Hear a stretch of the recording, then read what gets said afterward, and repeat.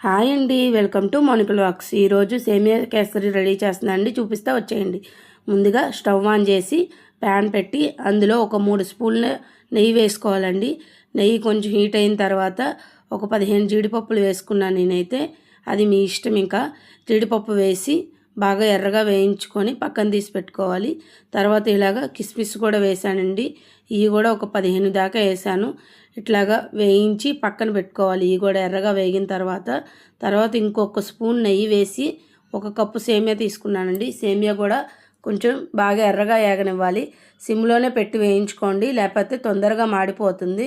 చూసారా, ఇలా ఎర్రగా ఏగిన తర్వాత 1 కప్పుకి 4 కప్పులు నీళ్ళు తీసుకోవాలి.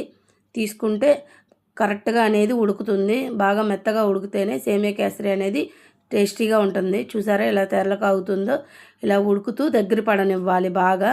బాగా దగ్గర పడుతుంది అన్నప్పుడు 1 కప్పుకి సేమియాకి 1 కప్పు పంచదార తీసుకోవాలి. పంచదార అందులో వేసి బాగా కరిగేదాకా కలుపుతూ ఉండాలండి, లేకపోతే అడుగంటుద్ది. కలుపుతూ ఉంటే కొంచెం పంచదార అనేది కరిగిద్ది. ఇలా కరుగుతున్నప్పుడు అందులో ముందుగానే యాలకులు దంచి పొడి చేసి పెట్టుకున్నానండి, అది 1 స్పూన్ వేసుకున్నాను. చూసారా బాగా దగ్గర పడింది.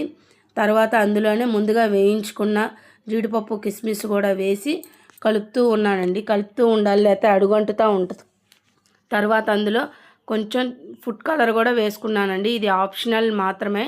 నేను ఎల్లో కలర్ ఫుడ్ కలర్ వేశాను. వేసి బాగా కలుపుతూ దగ్గర పడినవ్వాలి. కొంచెం దగ్గర పడింది అన్నప్పుడు స్టవ్ ఆఫ్ చేసి బౌల్లోకి సర్వ్ చేసుకుంటే సేమియా కేసరి రెడీ.